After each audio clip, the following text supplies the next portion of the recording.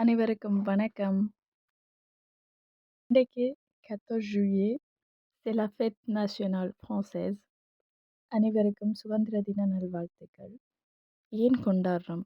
எதுக்காண்டி கொண்டாடுறோம்? இதுக்கு பின்னால இருக்க கதை என்ன? அதைத்தான் இன்றைக்கு நாங்கள் பார்க்க போகிறோம்.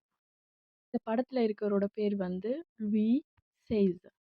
இவர் வந்து 1774 இருந்து 92 காலப்பகுதியில் அரசராக ஆட்சி செய்து வந்தார்.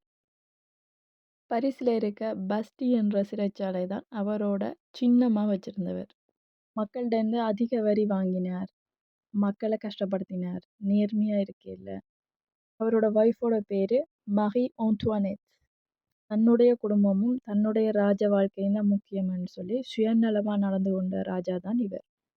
கட்டத்துக்கு மேலே மக்களுக்கு கடுமையான கோபம் வர தொடங்கிட்டு, ஏண்டா இவரால் பொருளாதார நெருக்கடி வர தொடங்கிட்டு.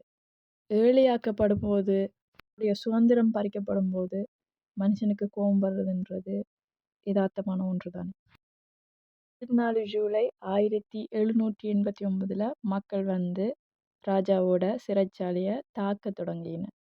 ஜனவரி மாதம் 1793 லூயி 16 அவரையும் அவரோட பொஞ்சாதி மரி ஆன்டுவானெட்டையும் வந்து மக்கள் முடிக்கினர்.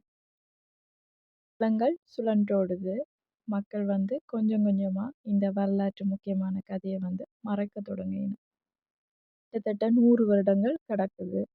அரசாங்கம் வந்து நினைக்குது வந்து 14 ஜூலைன்றது ரொம்ப முக்கியமான நாள். இதை வந்து மக்கள் மறக்கக்கூடாதுன்றக்காண்டி சுதந்திர தினமாக அறிவிக்கிறாங்க. 1880 தொடங்குது பிரான்சின் அதிகாரப்பூர்வமான குறிக்கோள், அதாவது la devise officielle de la France. சுதந்திரம், சமத்துவம், சகோதரத்துவம், லிபர்té, égalité et la fraternité. இதனால் வந்து ஜனாதிபதியோட கூடிய இராணுவ அணிவகுப்பு சோசலிசில் நீங்கள் பார்க்கக்கூடியதாக இருக்கும். வான வேடிக்கைகள், பொது நிகழ்ச்சிகள், சிறுவர்களுக்கான நிகழ்ச்சிகள் என்று நிறைய இருக்கும். இந்த கதை உங்களுக்கு எவ்வளோ தூரம் விளங்கிச்சு, பிடிச்சிருந்ததுன்றதை மறக்காமல் கமெண்ட்ஸில் சொல்லுங்கள். தொடர்ந்து ஃப்ரெஞ்சு மொழி கற்றுக்கொள்ள விரும்புகிற ஆர்வம் இருக்கிறார்கள் யூடியூப்லையும் என்னை ஃபாலோ பண்ண மறக்காதீங்க. நன்றி.